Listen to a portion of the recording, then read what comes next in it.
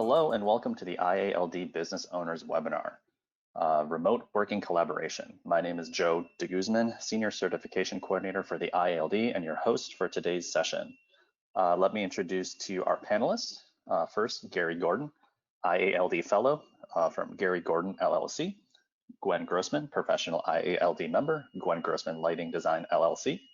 Victor Palacio, Professional IALD Member and CLD, Certified Lighting Designer from Ideas and Luce, and Dan Weinreber, Professional IALD from KGM Lighting. With that, take it away, Dan. Thank you, Joe. So just to give you an idea of where we all are in our situations, the four of us here as panelists are in Los Angeles, Chicago, New York, and Mexico City. So we've all been operating in the current pandemic under pretty strict lockdown, work from home orders. So I think we've all been dealing with many issues that are sort of common to what's happening in the world. And we wanted to talk a little bit about how we've been dealing with this, how we've been dealing with working remotely, collaboration, what works and what doesn't. So, the general topics that we've been sort of thinking about here as sort of common things has been, what are the ways that we're communicating? What are the ways that we're communicating with our offices, with our staffs, communicating with clients, virtual meetings, things like that. We'll touch a little bit on hardware issues, sort of software connectivity, how what are the tools we're using, and even talk about a little bit about site visits and those things that we normally do as lighting designers, and how we're thinking about handling those or handling those already when it comes to social distancing and other orders. And then productivity is sort of a thing that I think we've all been wondering about since the beginning of this, is how productive are we when we're working remotely? So that's the general those are the general topics that I think we're going to sort of frame this discussion around. And I'm going to lead off by talking about what we at KGM Architectural Lighting are doing and how we're handling things and what works for us. So I'm a partner at KGM Architectural Lighting. We're over 20 people across 3 offices. So we have offices in Los Angeles, New York, and Atlanta. I'm located in Los Angeles. So over the last few years, we've been increasingly integrating our design teams across these offices. So, working remote from each other as team members is not something that's completely foreign to us.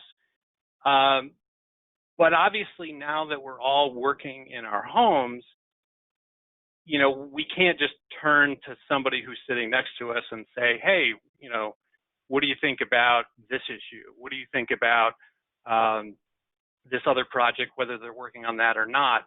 I think the value of having, designers sitting next to you and that sort of environment brings with it a lot of spontaneity and just general learning. I think, especially for emerging designers, to hear design conversations happening around them that they may not be involved in, but they learn from it. So those are the things that, obviously we're not able to sort of take advantage of. Other struggles, the childcare issues are significant for some of our staff. When working remotely, they can't always work during normal business hours. They're working late at night. and they may be just as productive, but if they can't work when their other teammates are working, then we have to find other ways to communicate.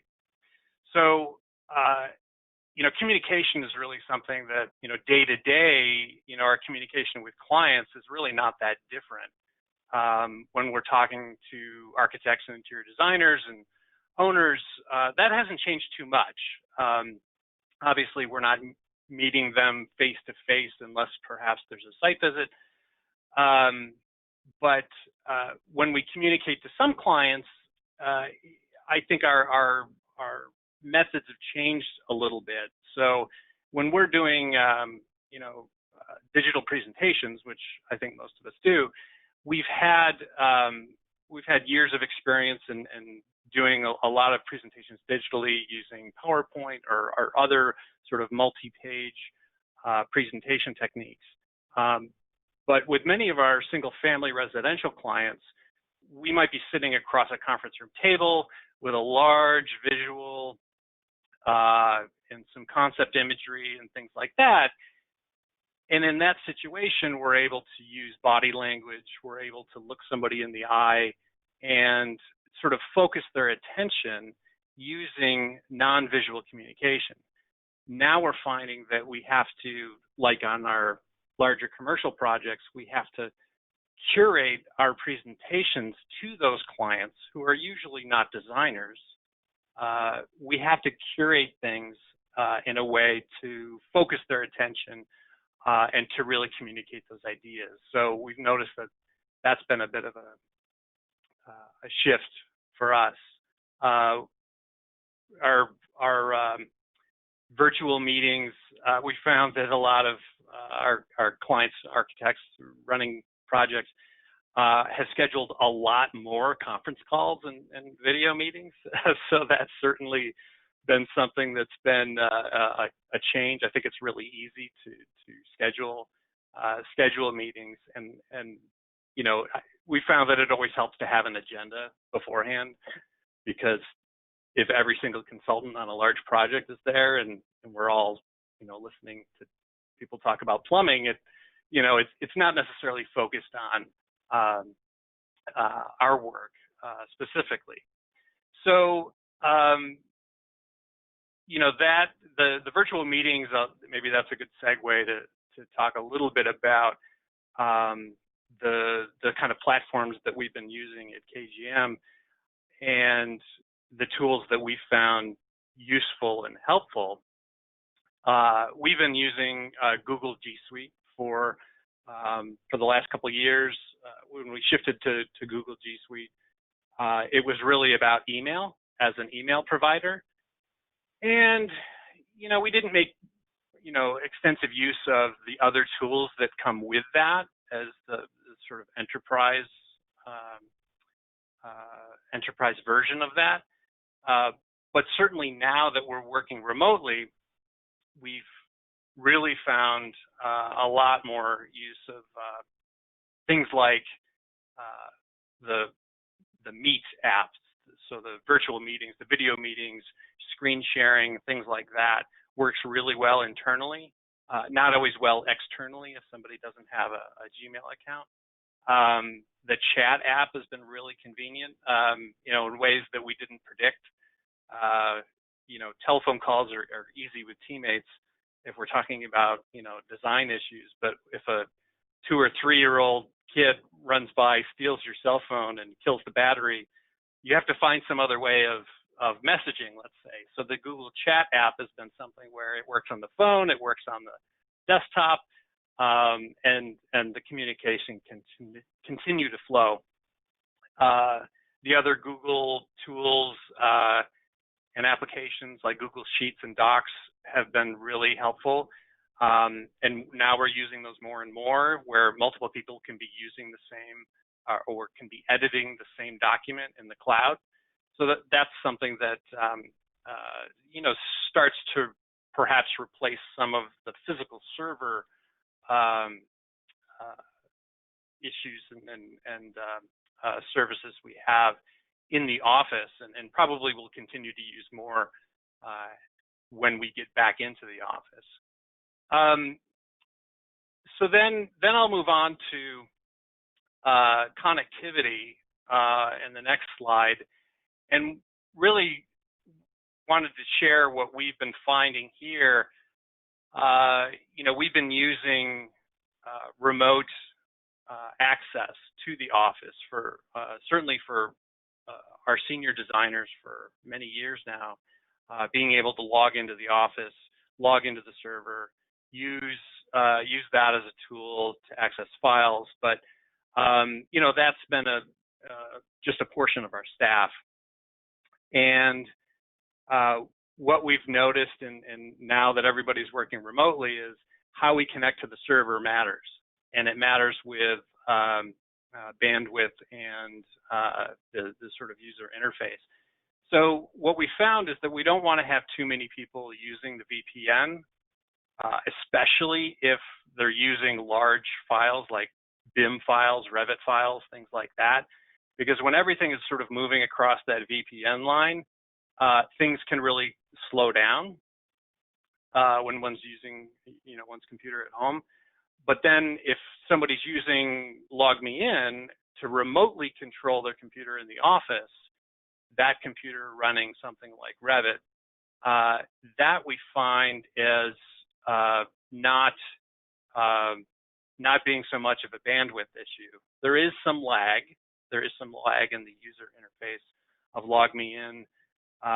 So that can be, a little bit frustrating for some designers, but I think that, managing how things are connected is important when the number of people accessing the server and the files increases.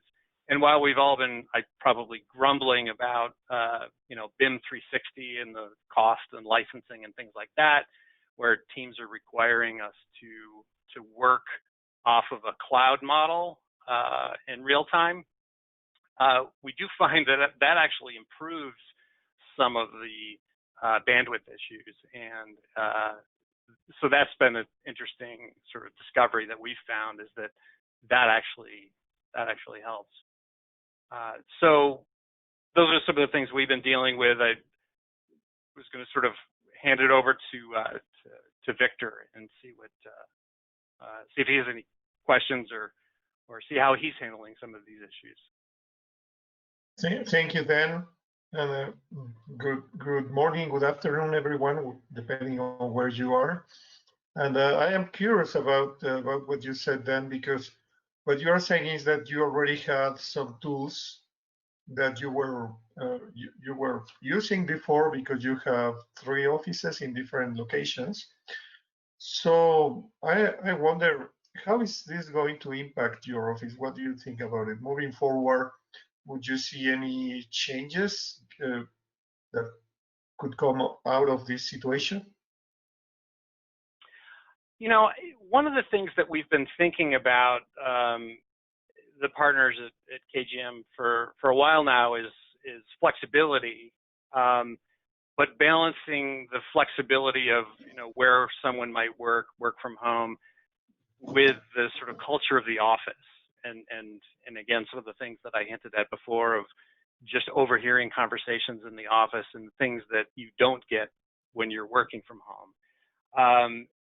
That's the kind of, it's finding that balance. We see that there's a shift, and we're trying to figure out where that balance will be, so that we do have enough flexibility for our staff, but that we also have that culture, that design culture, which we believe is really valuable in the services we provide. Okay, thank you. Well, I think that might be the same almost for everyone. Well, I would like to share a couple of ideas with all the audience. As Dan said, I am based in Mexico City. We're a small firm. We are 6 people on the design team, and we have one administrator at the office. So we are a total of 7. And I'm really the old generation in my office. Most of the people, they are between 25, 30 years old. They are between 25 and 30 years old. So It's been an interesting change. First of all, regarding communication, I think that something very important was at the very beginning to keep the team's spirit and enthusiasm, because these guys, my team, are really, really enthusiastic. I look at them when they arrive in the morning, and a couple of them, at least a couple of them, come from the gym. They take time in the morning to go to the gym and then go to the office. So they arrive like still juggling, and they share a lot of energy. That's what I miss. And I was listening to you then. One of the things that we miss a lot is that energy that you have when you are together with people. And the other important thing has been to track everybody's work. The way we work is very flexible because it depends on the amount of work that we have, on the load of work. For example, there are moments when everybody is having their hands on one single project, and we have a leader for each project. So sometimes a leader says, "I need help. Please stop everything you're doing and come and help me." So that happens at times. So, and then there are weeks when everybody's doing their own, and so it has been a little bit difficult to keep track of the work of everyone. But I think that energy and enthusiasm has been fundamental for everybody to keep on track. And we have been using for a while a tool that is called Harvest, and we are looking at the benefits of that one just recently. I receive the reports from Harvest every week. Sometimes I just didn't care about them, but right now somebody at the office has taken the responsibility to process those reports, and it has been fantastic because now we know what is the amount of time that we are devoting to a project or to a client. And I am impressed because at some point we discovered that the client that we were devoting most time to was a client that we were having a lot of delays with payments. So it's like you see, right? I'm working a lot with this client. We have 5 projects running with him, and he's not paying. So what we do?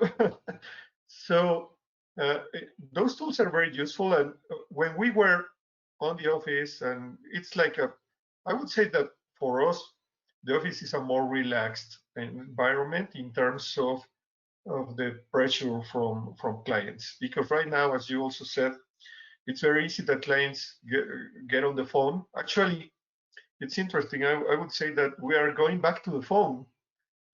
Clients were a little bit uh, reluctant, is that the word in English, to take phone calls.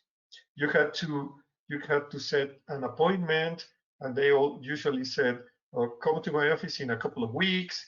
And then when you were the previous day, you received a cancellation.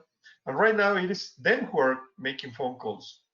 A tool that is very popular here in Mexico, and I would say in many areas of the world, is WhatsApp.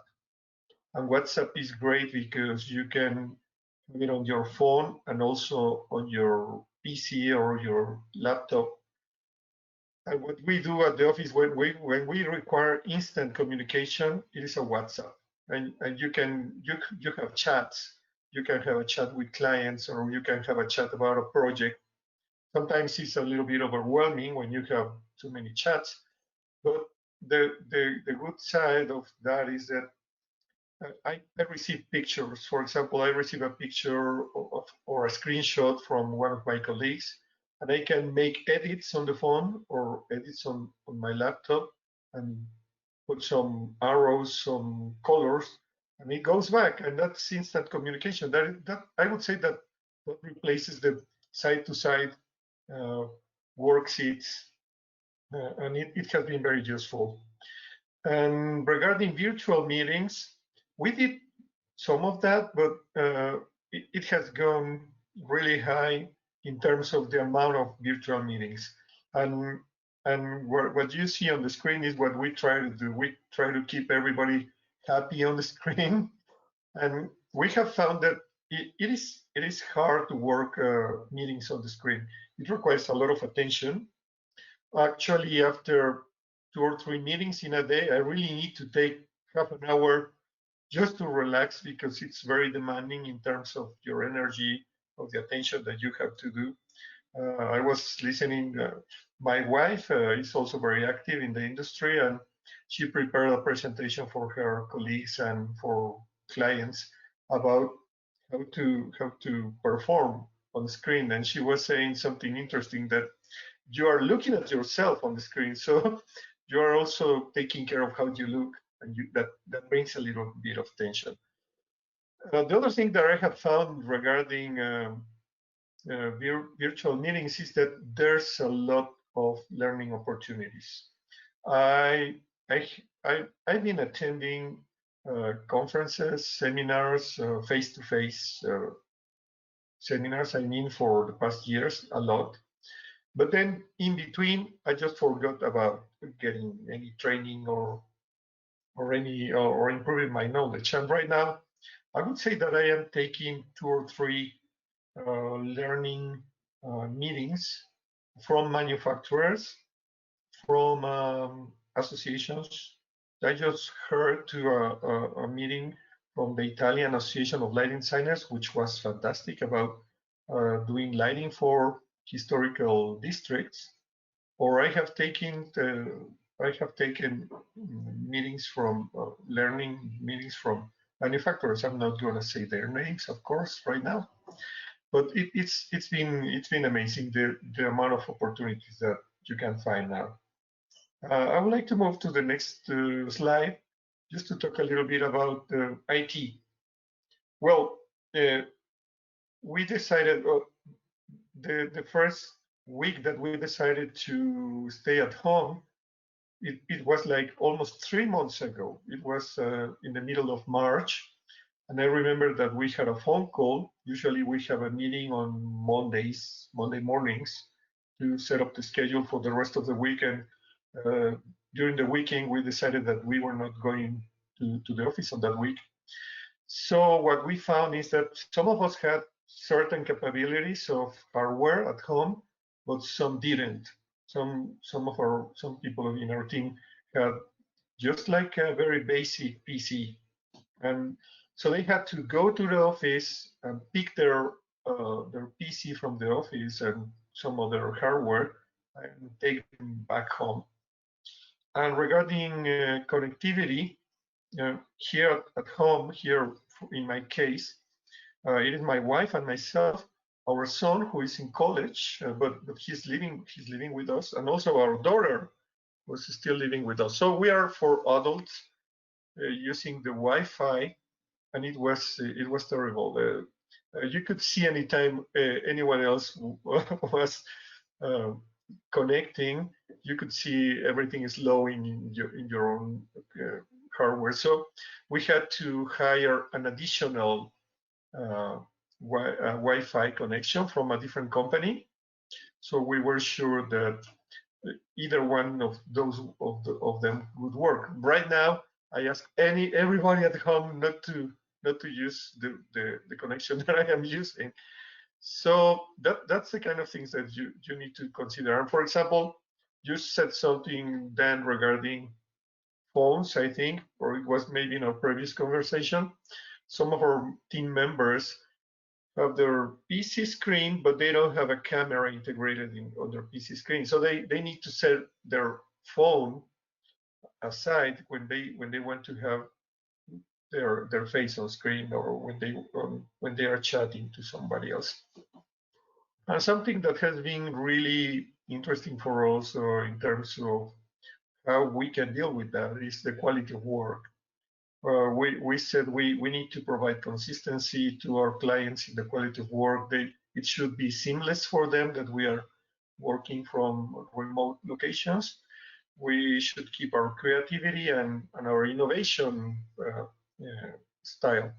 And what you see on the screen is it's a very interesting um, picture, because we have this client. They are a couple of architects. They are married, and they are very conservative. they don't use AutoCAD. They still do hand drawings, and then they pass the drawings to their team. So they are very conservative people, and they found very difficult to have virtual meetings. But last week, we were looking at that rendering, which comes out of lighting software, and the architect was struggling to explain what was the circulation path for people. So he was expecting to create some atmospheres for that people coming in and out. And we were over Zoom, and Zoom, as some other of those platforms, has a drawing tool, a very basic drawing tool. So this is kind of what the architect was doing when we explained him how to use the drawing tool. But my point is that has created an interesting bond link between us, because now we have something to teach that architect. And that's amazing, because this is our oldest client. I started working with that client around 30 years ago. I was part of a different company. I was not independent, and I kept the relationship with them. And for the first time, I have something to teach to that client, and that's interesting. And then we showed a little bit more of those renderings, and he was amazed. He never took the time to look at those kind of images renderings. So what I would like to say is that I am optimistic about the situation, and I think that the tools that we have, the resources that we are using, are also good opportunities to improve. And a colleague told me recently that what she was thinking about these tools, and she said, we're using tools that were already in place, that were not they were not designed for the situation that we are living. Let's see what will come out in the future from those minds in Silicon Valley, wherever. What are they thinking for the future, and what will be the kind of tools that we will be using if we decide to stay at home developing most of our work. So that's mostly what I wanted to share with you, and I think I will pass it to Wen. Thank you. Thank you, Victor. That was great. Our firm is based in Chicago. If you want to go to the next slide, there's just a couple snaps of our work. We're mostly commercial and hospitality, some education thrown in there, and some corporate lobbies, etc. If you want to go to the next slide. We're going to talk about kind of the same topics, just our different view. We are a small firm as well. There are 4 designers, myself as a principal, and then 3 young designers as well. We have outsourced IT department and accounting, as well as web design, and then in-house we do social media and basic marketing ourselves. And if you want to go to the next slide. So just a little bit about my experience.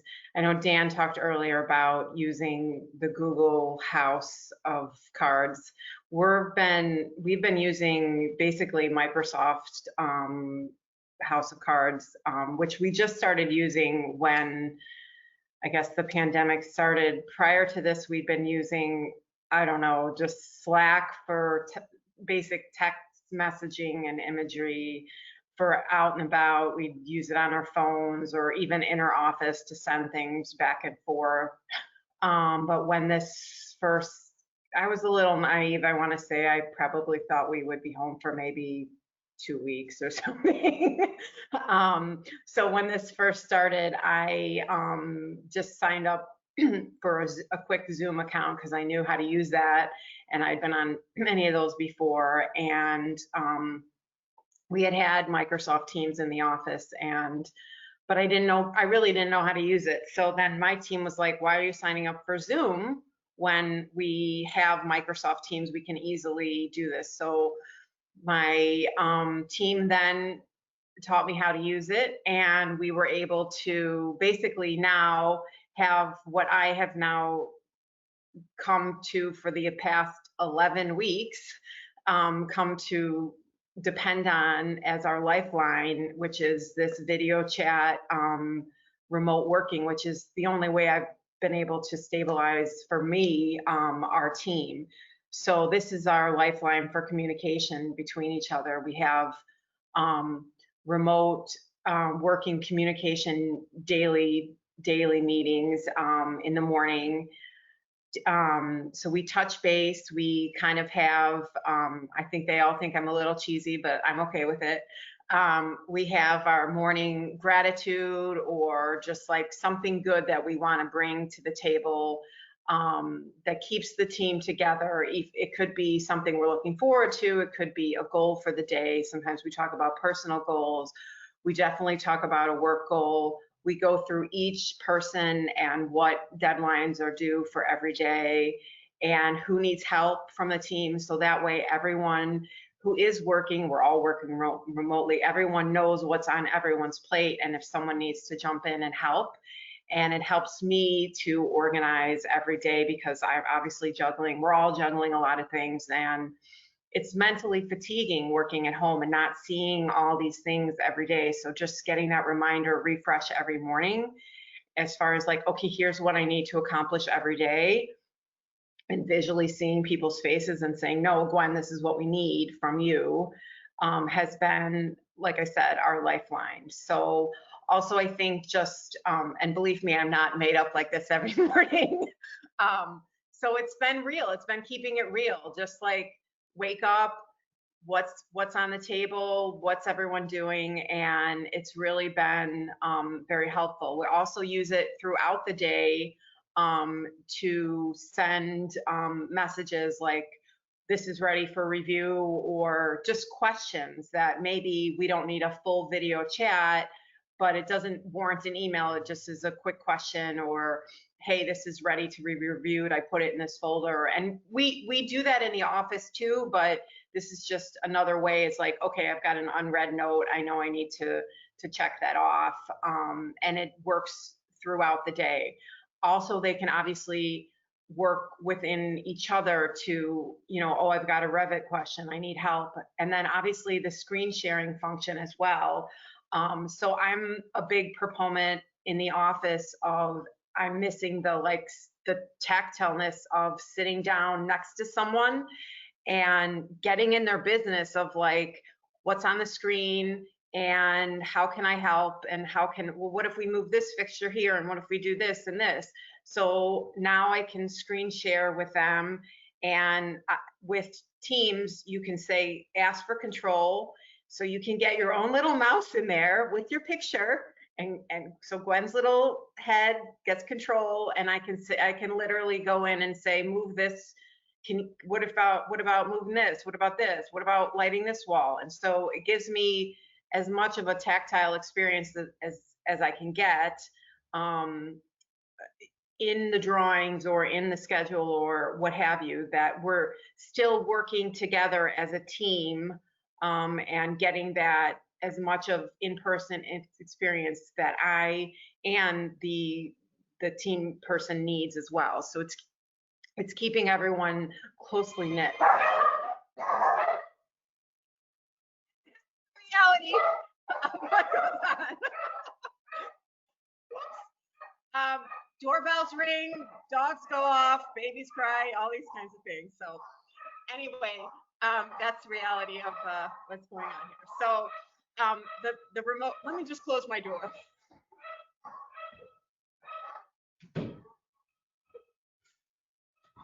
Sorry about that. Figures. Everyone please laugh, I hope.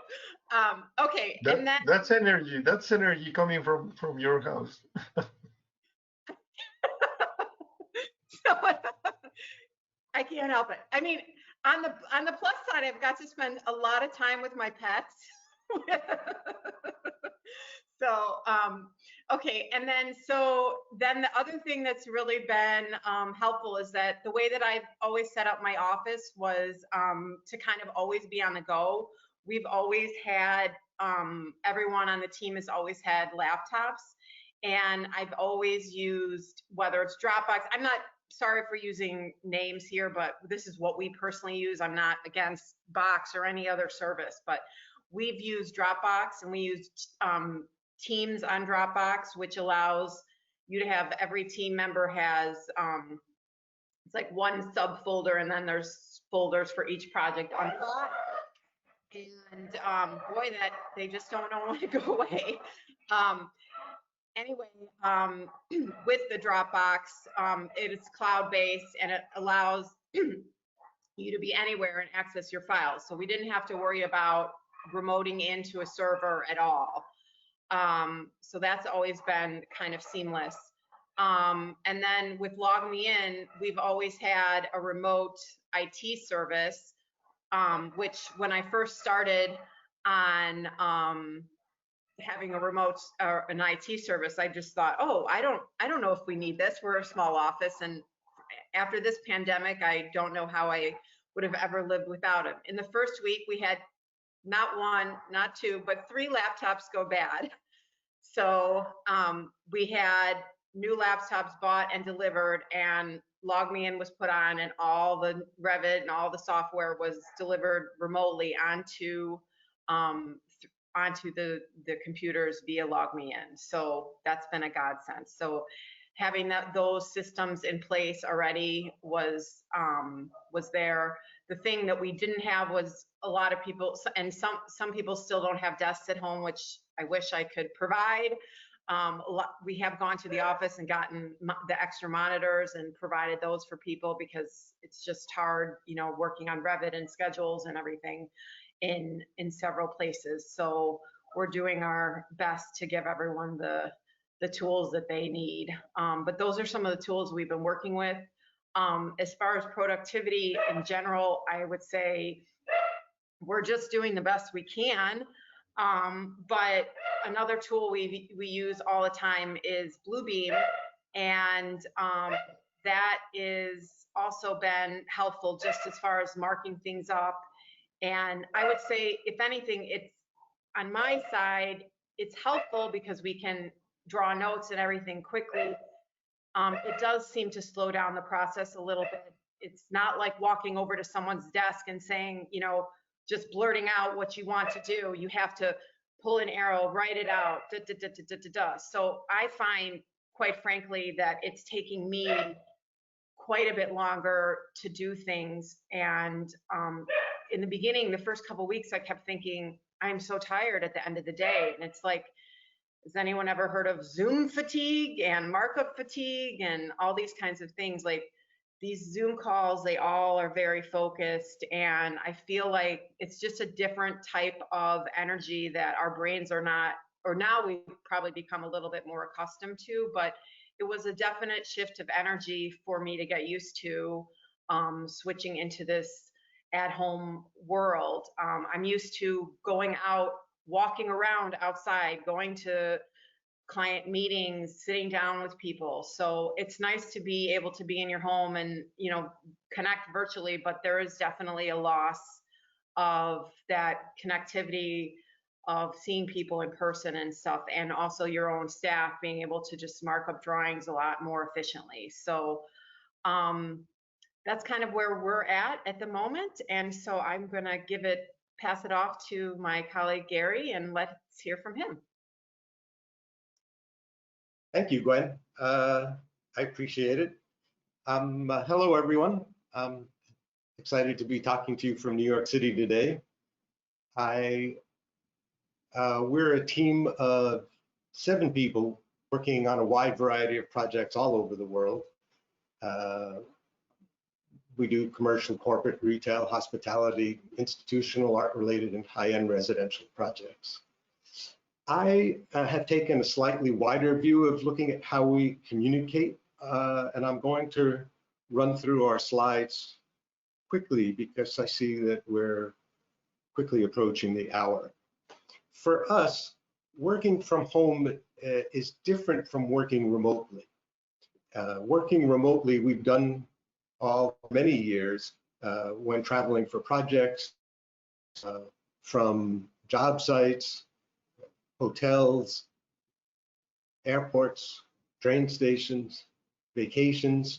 We think that working from home, though, is different than those remote locations. There are advantages to working from home, and there are challenges to working from home.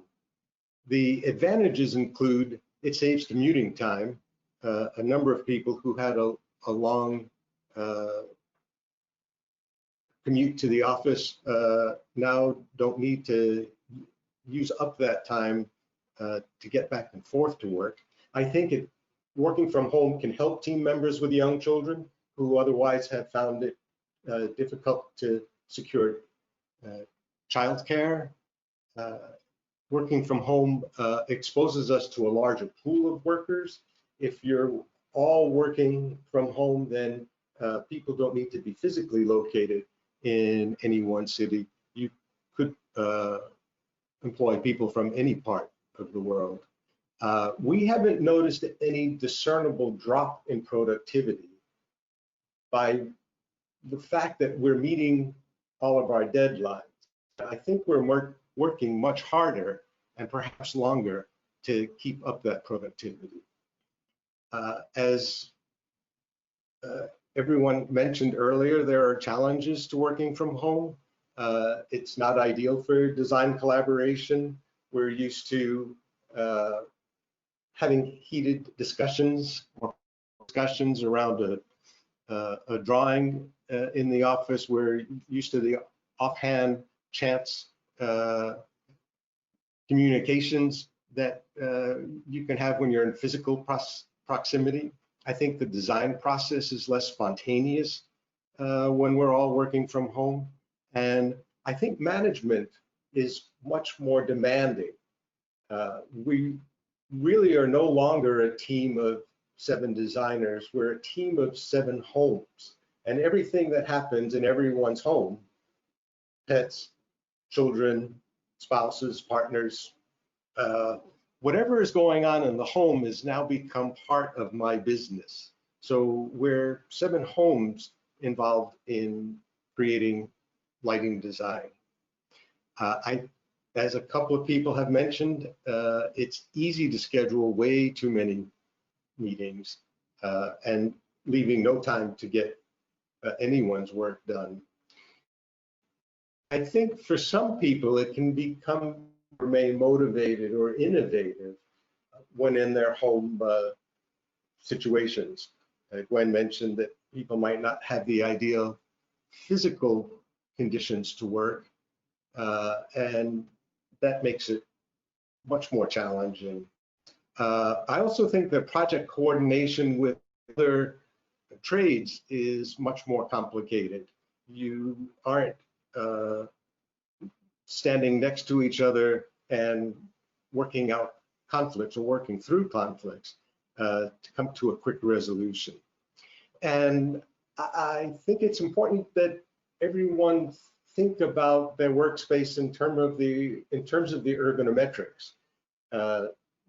People have to get up and stretch if they don't have a comfortable chair, if the desk height isn't right, if the screen isn't the correct height. I think awareness needs to be paid to whether people are working comfortably at home or not, which of course influences their productivity. What's been working for us? Like when we have a conference to catch up every morning at 11 a.m. It's a quick check-in. We remind each other that we're team, have a little pep talk and go over any problems that we won't be able to cover as separate entities throughout the day.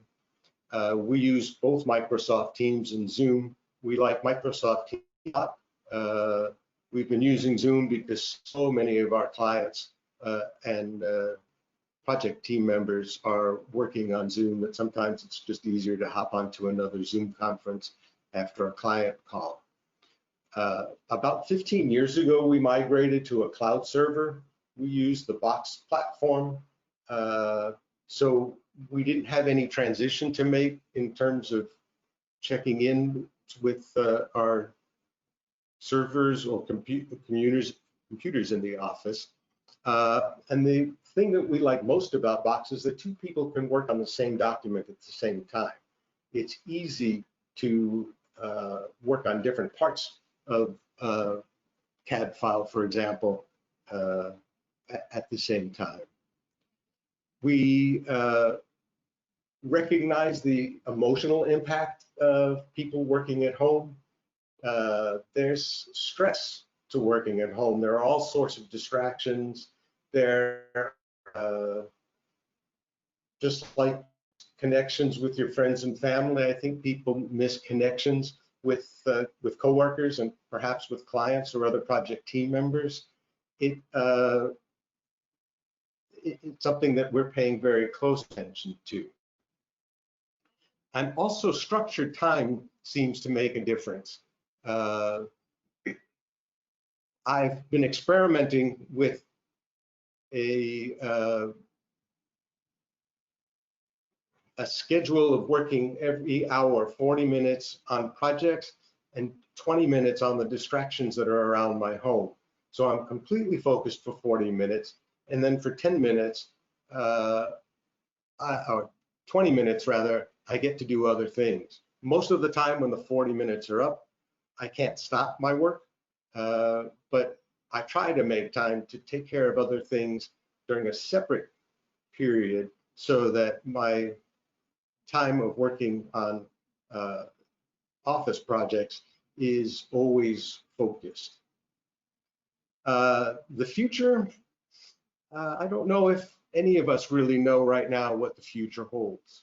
We have decided that in terms of working remote in times after the quarantines are lifted, that we will work 100% remotely or 100% in the office. At 50% of working remotely, I think some people may be more informed than others because those in the office get comments and information passed around all day long. So no one will work from home or everyone will work from home in our office.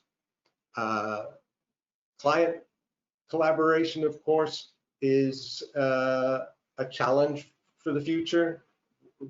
Many times, as other people have mentioned, it's much easier to present and get feedback from clients, especially those who are not familiar with drawings. And I think everyone needs to make contingency plans.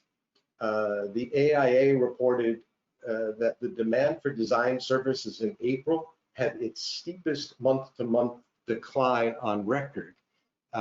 And we have backup contingency IT plans, but I think it's important for people to have backup business contingency plans as well. Thank you.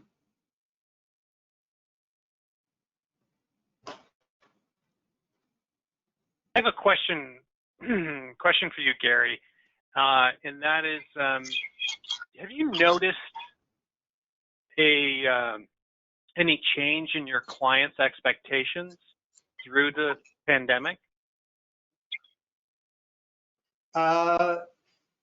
Most of our clients so far are still planning to move ahead.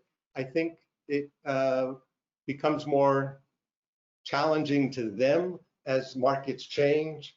In New York City, there won't be as much multifamily building as there had been because we had rent laws passed not too long ago that don't allow landlords to raise the rents anymore annually. That dampens that sector. I think retail stores are going to be thinking a lot about how they're going to configure, as are hotels, how they're going to reconfigure to work during the pandemic. So We haven't clients yet about how they plan to move forward, but we will very soon.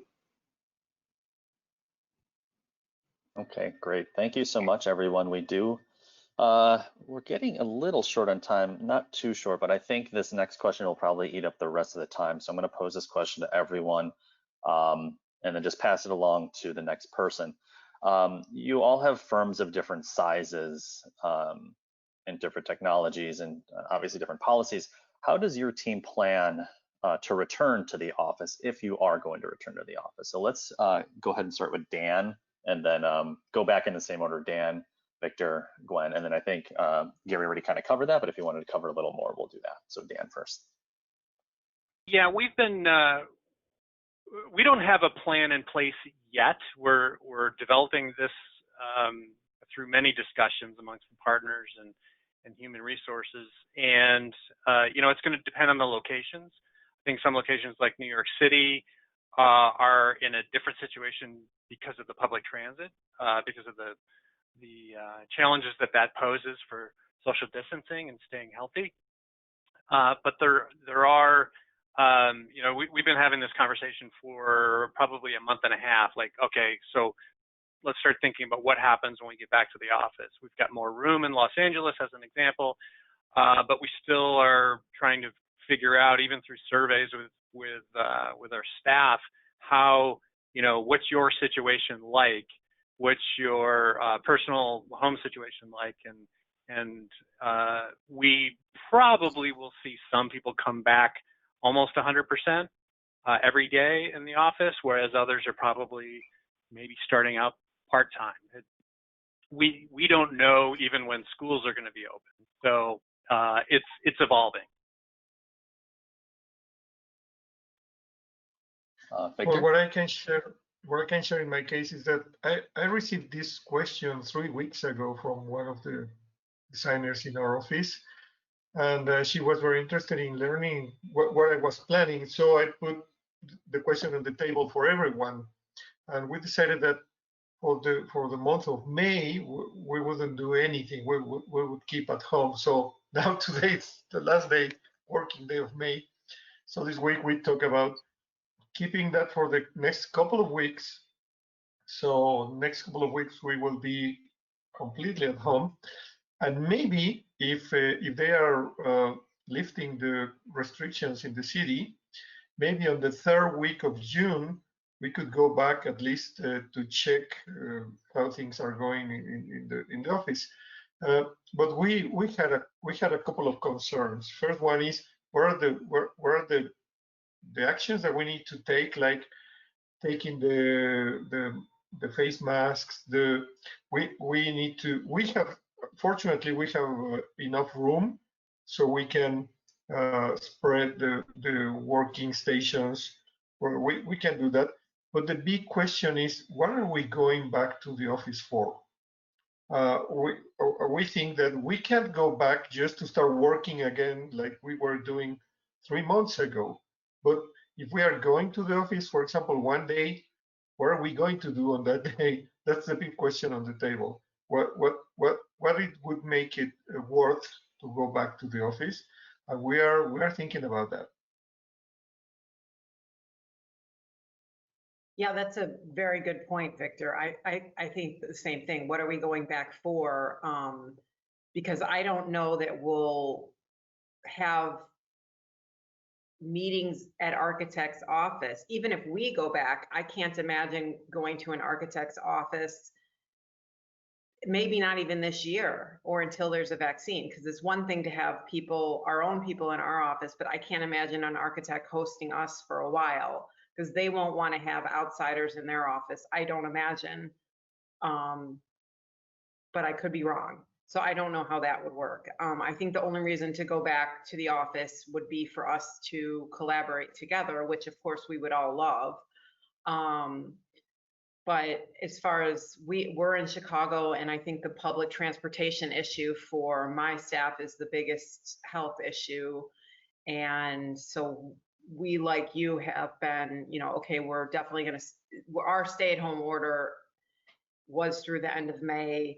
the city of Chicago is not even following this, what the state of Illinois is doing. So the city is opening up way slower than most places in the country, probably similar to New York and Los Angeles. It's just much slower. So we're not in any hurry. I'm not going to do anything that makes anyone feel uncomfortable at all. Quite frankly, part of me is enjoying spending time at home. I haven't done this in 10 years, so I just thought, well, what the heck? It's nice to spend some time in my garden with my dogs and sit outside every once in a while. So why not just enjoy it for the summer and see where it takes us in the fall, and then hopefully we'll have a vaccine and then everyone will feel safe. But I certainly don't want to risk anyone's health. And I myself have a immune compromised situation, so I don't want to risk my own health. So I'm just going to take it. Every day of this pandemic has been like, let's just get through today, let's just get through the week, and then we'll see how next week comes. So that's where we are at. Like I said, we have talked about the structure of returning or not returning, but like when we are going to wait until it's safe and healthy for everyone to do so. It's a little hard to predict, especially when things will open. We're slow to come back as well. No pun intended, I think we're all a little bit in the dark about the future. For sure. All right, with that, I'd like to thank you, the panel, for taking the time today to pass off all your information. Thank you to the attendees for joining in today. If you have any follow-up questions, feel free to reach out to the IALD office and we can get those questions out to the panelists for you. Again, have a great rest of your day, evening, wherever you are in the world, and we'll catch you next time. Thank you, everyone. Thank you, everyone. Thank you. All right, thank you. Bye. Bye-bye.